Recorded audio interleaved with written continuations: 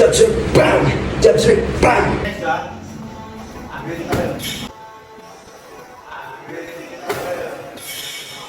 So doon sa sparring na yun, light sparring lang talaga siya. So hindi talaga siya intended para magpatayan. So hindi talaga siya ganun. We just apply kung ano mga natutunan namin doon sa mga tinuturo ng coach. So I'm not professional.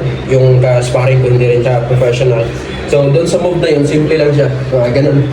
Parang jab, straight. Tapos ito talaga yung tatama. Ito talaga sa chan. Sa chan talaga siya. So hindi so touch lang siya. Touch, pag. Kumbaga, yung straight mo, hindi siya intended para tumama dun sa laban. Kundi parang to distract lang. Para itaas yung depensa niya. Parang open dito sa baba. Parang gano'n. So, pag. Dito talaga yung malakas sa chan. Pag. Yan, simple lang yan. Kumbaga, na-apply ko siya sa sparring.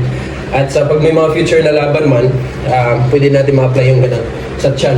Parang, gano'n. Kunwari, jab straight. Pag. Gano'n lang. Jab straight. Pag. Jab straight, bang! Ganun. Yan, napaka-effective. So yan, kung mapapansin nyo dyan, jab straight, pag. So yan, jab, straight, pug. So yan.